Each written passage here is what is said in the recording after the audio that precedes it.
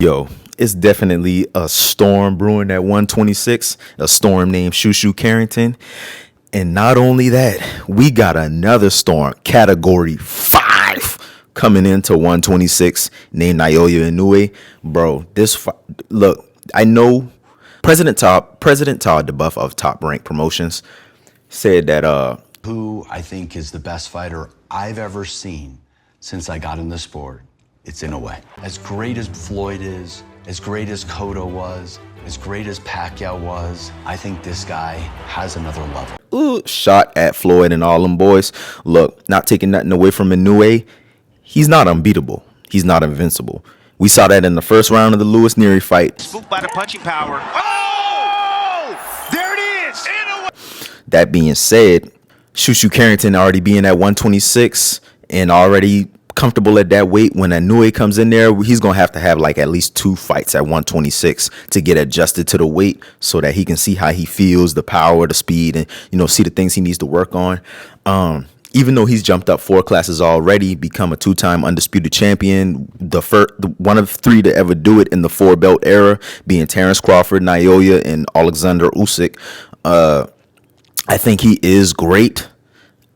We all know who else was doing that, and we all know what he was doing to do shit like that, to keep going up in weight and knock people out. But besides all of that, at the end of the day, that fight is going to be fireworks. Naoya Inoue has all the skills and tools to make that very competitive with ShuShu.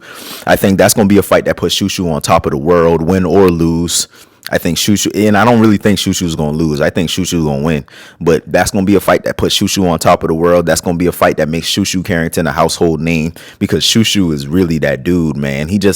Nobody wants to fight him. He's not getting the opportunity he wants because people is ducking him. A lot of people. And, he really doesn't have too much of options down there in that class. So when Naoya comes into that class, that's going to be the fight to make. Personally, I think Naoya Inoue is still pound for pound number 1. I think that, going up 4 classes and continuously knocking people out, even though never mind. Continuously knocking people out, that speaks a lot in itself. Naoya kind of reminds me, I'm not saying as a fighter who he reminds me, but the things that he's doing or the people who he's fighting, it almost kind of reminds me of Lennox Lewis. Lennox Lewis never really got that recognition he deserved and the flowers he deserved because, he fought Frank Bruno, notable win. He fought Holyfield when Holyfield was already like going downhill in 99. You know what I'm saying?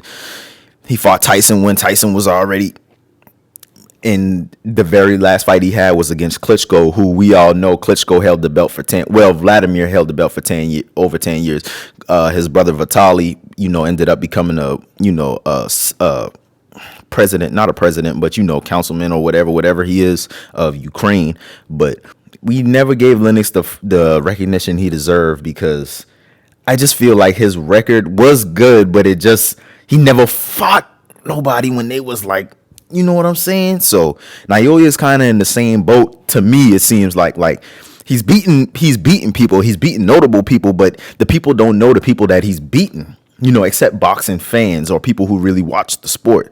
So that's how I feel Naoya's career is kind of in the mix. Naoya is going to need like a credible name household for people to really be like, that's that guy, that's that dude. You know what I'm saying? And when he gets to 126 and he fights ShuShu, one or 2 things is going to happen. Either ShuShu's going to win and ShuShu's going to be that guy, or Naoya's going to win and then people going to really boost this man up.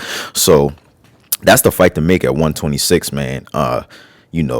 Naoya Inoue, he's still pound for pound number 1 though, for sure, in my opinion.